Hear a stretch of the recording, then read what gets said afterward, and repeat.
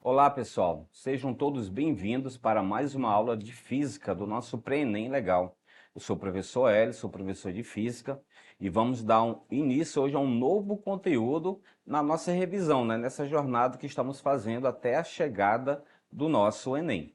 Hoje nós vamos estudar um assunto muito interessante que sempre está presente também no nosso dia a dia e nas questões do Enem, que é o assunto relacionado à temperatura. Olha que assunto legal, né?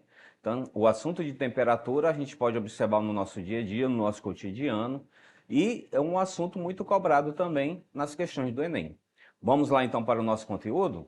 Então vamos aqui no nosso slide para o assunto de termologia primeiro.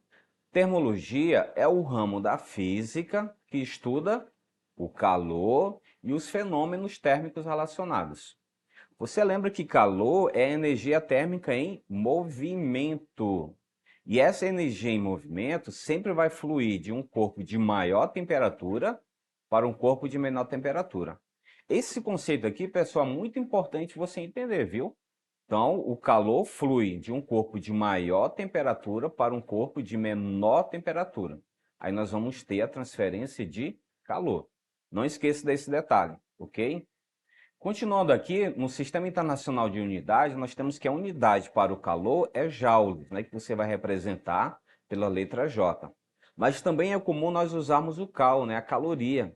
Também nós encontramos muito essa unidade, principalmente nas embalagens de alimento, que é a unidade mais comum e mais usada no nosso dia a dia. Portanto, a termologia, ela vai estudar, visto que é um ramo da física que estuda o calor e os fenômenos térmicos, a gente divide ela nesses três pontos aí: termometria, calorimetria e termodinâmica. Então, nós vamos considerar cada um desses tópicos. Hoje, nós vamos nos concentrar na termometria, ok? O que é a termometria, então? A termometria é a parte, da termologia que vai estudar, olha só, a temperatura. E lembre-se, não esqueça que a temperatura é uma grandeza física que está relacionada à energia cinética. E a energia cinética média das moléculas, ou seja, é a grandeza que vai mensurar o grau de agitação das moléculas. Quanto mais agitadas estiver essas moléculas, maior será a temperatura. Quanto menos agitada, menor a temperatura. A escala padrão estabelecida no SI, no Sistema Internacional, a unidade que nós usamos é o Kelvin, tá? O K. Mas, no nosso dia a dia, aqui no nosso país, nós usamos o Celsius. E países como de língua inglesa usam o Fahrenheit, tá certo? Então, no nosso país, nós usamos o Celsius e os países de língua inglesa, usam o Fahrenheit, alguns outros países também. Mas no SI, não esqueça, no Sistema Internacional de Unidades, a unidade é o Kelvin. E a figura mostra, um termômetro ali digital, você pode verificar a sua temperatura. Ali ele vai dar sua temperatura em Celsius, conforme você pode ver, 36,5 graus Celsius, que é usado aqui no nosso país. Pessoal, nesse slide aqui nós conseguimos entender então o ponto sobre a agitação das moléculas. Você pode ver que na barra nós temos aqui numa extremidade uma chama e as moléculas estão bem agitadas. Então desse lado você tem a temperatura maior. Do outro lado, já que a barra não foi aquecida do outro lado, as moléculas estão em azul, para demonstrar que a temperatura ainda está baixa. Ok? Então, essa figura é só para você entender a agitação das moléculas. Quanto mais agitadas, maior a temperatura. Quanto menos agitada, menor a temperatura. Ok? A medida de temperatura, que nós usamos, conforme nós mencionamos para vocês, é o Celsius. Mas, frequentemente, usamos os termos frio, quente e morno, não é verdade, no nosso dia a dia? E para traduzir essa sensação que temos em entrar em contato com o sistema do nosso dia a dia, nós utilizamos o nosso sentido do tato, O sentido do tato é que proporciona a sensação térmica para nós. Do mesmo modo que a luz, impressiona a nossa visão através da sensação luminosa, e que o som impressiona a nossa audição através da sensação sonora, então o tato vai nos auxiliar para sabermos o que está frio, o que está quente, o que está morno. Está certo? Então, no nosso dia a dia, nós usamos, né, essas palavras para a gente entender um pouco sobre a medida de temperatura. Mas um detalhe, esse critério sensorial para avaliar a temperatura é impreciso, porque o que é quente, talvez para você, para outra pessoa não é quente. E algo que é frio para você, para outra pessoa não vai ser. Então, vai variar de pessoa para pessoa, entendeu? Por isso que a medida de temperatura utilizando o tato, né, é impreciso. Por isso que foram adotadas as escalas termométricas, né? Então, nós temos o termômetro que vai nos auxiliar nesse sentido, né? Ele vai dar a medida certa da temperatura que você está verificando. Nós utilizamos muito antigamente, né, o termômetro de mercúrio. Hoje nós já temos os termômetros digitais para nos auxiliar para saber essa variação. Então, o termômetro, né, vai nos dar a noção de temperatura, né? Saber a variação de temperatura que está ocorrendo em um determinado corpo, né? E termos a sensação térmica que nós estamos sentindo no momento. Aí ele vai dar o valor preciso para você. E está aqui as nossas escalas termométricas, ó. Na escala Kelvin, olha só o ponto interessante aqui na figura. No ponto de ebulição da água, a temperatura Kelvin vai marcar 373,15. Já no ponto de fusão da água, ele vai marcar 273,15. E o zero absoluto, né, está ali embaixo, ó, ok? Vai ser representado pelo valor numérico zero. Então, a escala Kelvin, que é a escala do Sistema Internacional, que é utilizada principalmente nos laboratórios, né, é esses valores aí. Agora, vamos trazer para o nosso dia a dia, né? No nosso país, conforme nós já falamos, é o grau Celsius, ok? O grau Celsius, o ponto de ebulição da água é 100. Já o ponto de fusão da água é 0. E o zero absoluto vai ser representado pelo valor de menos 273,15 graus Celsius. Já no Fahrenheit vai mudar esse valor. Ó. No ponto de ebulição da água é 212. No ponto de fusão da água é 32. E o zero absoluto vai ser representado pelo valor negativo de 459. Olhem novamente para essas escalas, pessoal. Quando você ouvir, por exemplo, nas questões, alguém falando que a temperatura negativa foi de 300, tá? Um valor numérico, né? Menos 300, será que esse valor vai corresponder à escala Celsius? Não. Se você olhar bem ali na escala, o menor valor que você vai encontrar negativo da escala Celsius é menos 273,15. Então, se você ouviu, né, que o valor negativo foi de menos 300, um exemplo, então está se referindo à escala Fahrenheit. Ó. E a escala Kelvin, outro detalhe, ó, não tem valor negativo, tá? Não tem valor negativo, é absoluto. Por isso que você não vai encontrar ali na escala Kelvin a bolinha ali como a gente tem ali do grau Celsius e do grau Fahrenheit, ó, para representar o grau. Só quem vai ter grau é o Celsius e o Fahrenheit. O Kelvin, como é escala absoluta, não tem. E está aqui para a gente entender as duas escalas que nós utilizamos no nosso dia a dia, né? Tanto o Celsius como o Fahrenheit.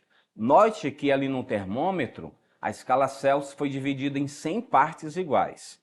Já na escala Fahrenheit, ela foi dividida em 180 partes. Então você pode ver que a distância ali está diminuindo em relação à outra, né? Então essa é a diferença entre as duas escalas, ok? Então, as partes que foram divididas. E você tem aqui uma projeção aqui da conversão de escala termométrica. Você não precisa decorar isso aqui, tá? É apenas para você ter uma ideia de como a gente faz a transformação de uma temperatura para outra, né? De Kelvin para Celsius, de Kelvin para Fahrenheit, de Celsius para Kelvin, de Celsius para Fahrenheit e de Fahrenheit para Celsius e de Fahrenheit para Kelvin, ok? Então, essas são as relações que vocês podem estar utilizando, principalmente nas questões do material que você tem aí, que você vai resolver. Então, você pode estar usando essa dica aí, tá, para facilitar na hora da resolução, ok? Vamos lá, então, para a revisão das questões? Pegue novamente o seu exemplar, o seu livro, né, Ciência da Natureza, a prova Enem do primeiro ano. Você vai abrir aí na página 102. Então a questão diz o seguinte para nós: congele um alvo na hora com esta arma de nitrogênio líquido. Desenvolvida para ser usada responsavelmente por profissionais como médicos, pesquisadores e até chefe de cozinha, a Braimil Cry AC é capaz de disparar uma rajada de nitrogênio líquido que instantaneamente congela o alvo a 320 graus abaixo de zero. É a maneira perfeita de garantir que uma casquinha de sorvete não derreta, ou que a bateria de um laptop não sobreaqueça. Mas vamos ser sinceros, qualquer um fora das profissões anteriormente mencionadas usaria apenas para congelar e despedaçar qualquer coisa que apareça pela frente. Interessante, né? Olha só esse brinquedinho aí que se fosse possível, né, você utilizar. Então, uma arma para congelar as coisas. Mas vamos entender aqui a questão. Em relação ao comentário de Andrew Lisensky sobre a temperatura do nitrogênio líquido, fica evidente que, letra A, houve erro a mencionar a temperatura, pois esse valor não pode ser atingido em nenhuma das escalas termométricas convencionais, Celsius, Fahrenheit e Kelvin. B, a notícia veio de um site norte-americano e a temperatura está expressa em grau Fahrenheit. A temperatura está corretamente expressa em Kelvin, por se tratar de um texto científico. Trata-se de um texto de cunho científico e, portanto, apresenta a temperatura em graus Fahrenheit. E letra E, o autor converteu a temperatura para a escala Celsius para facilitar a compreensão dos leitores brasileiros. Então vamos lá, entender essa questão. Ele deu um valor lá para nós, lembra qual foi o valor? 320. Negativo ou positivo? Bem, ele falou lá na questão negativo, não foi isso? Então, se você lembrar das escalas que nós vimos, né, do Kelvin, grau Celsius, grau Fahrenheit, você pode ver que o Kelvin não tem valor negativo. Grau Celsius, qual é o menor valor? Menos 273. Então, qual é a escala que ele usou? A escala Fahrenheit. Ó. A escala Fahrenheit vai até menos 459. Então, a resposta que você vai marcar, a letra B. Ok? Então, a letra B, ele utilizou a escala Fahrenheit para mencionar aquele valor para nós. Questão bem simples, né? Fácil de compreender. Basta você entender, né, esses valores aí das 3 escalas mais usadas que nós temos. Próxima questão. Também no seu livro, né, na página 105, a questão diz o seguinte: semana ainda começa quente e seca em Brasília. Os últimos dias estão sendo marcados por sol, muito calor e umidade baixa em Brasília. Durante a tarde de domingo, a temperatura chegou a 33 graus na região do aeroporto JK e a umidade relativa do ar caiu para 19%. Fora o calor da tarde, a capital federal também vem passando por madrugadas abafadas. O INMET registrou a temperatura mínima de 21,2 graus Celsius na madrugada de sábado, 27, a mais abafada do ano, até agora. A maior mínima anterior era de 20,9 graus Celsius no dia 18 de setembro. O ar ainda fica mais seco e quente nesta segunda-feira, e a previsão é de mais um dia ensolarado na capital. Faz calor e a umidade volta a cair bastante à tarde, aumentando o risco de queimadas na região. Então nós temos aí um noticiário, né, falando sobre os problemas aí da seca, né, que ocorreu nesse ano em Brasília. Olha o que a questão pede para você agora. Apesar de o grande público apontar o clima e seco de Brasília nos meses de agosto e setembro como inóspito e agressivo, quer pelas constantes reclamações de insolação, quer pelos distúrbios causados no aparelho respiratório, pela baixa umidade do ar, existe um parâmetro físico e biológico que, se analisado corretamente, dará vantagem ao clima quente. Eu quero chamar a atenção para vocês esse finalzinho aí desse enunciado. Ó. Existe um parâmetro físico e biológico que, se analisado corretamente, dará vantagem ao clima quente. Então, esse é o ponto principal para você entender as respostas que vai vir as alternativas agora.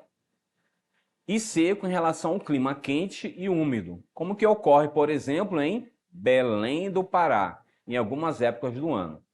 Olha que ele está comparando os parâmetros, né, da cidade de Brasília, o que está acontecendo, com o clima de Belém, ok? Olha as alternativas que ele pede aqui para você. Esse parâmetro pode ser explicado em letra A alta temperatura e baixa umidade relativa do ar diminuem a infecção por parasitas, que se aproveitam do clima úmido para se proliferarem. B. O clima quente e seco favorece a evaporação do suor, mecanismo através do qual o calor é retirado do corpo através da pele, diminuindo a sensação térmica.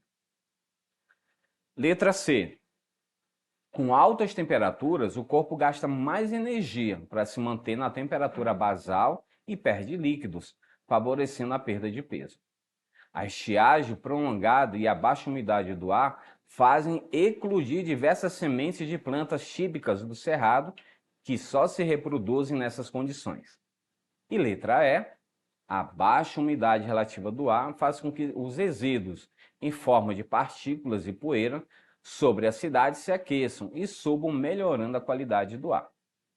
Difícil essa questão, hein, professor? Como é que eu vou saber a resposta correta aqui? Bem, como eu chamei a atenção para vocês, ele pede ali os parâmetros físico e biológico.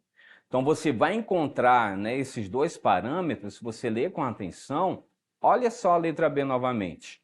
O clima quente e seco favorece a evaporação do suor, mecanismo através do qual o calor é retirado do corpo através da pele, diminuindo a sensação térmica. Não é isso que acontece nos dias muito quentes, né? O nosso corpo não começa a suar.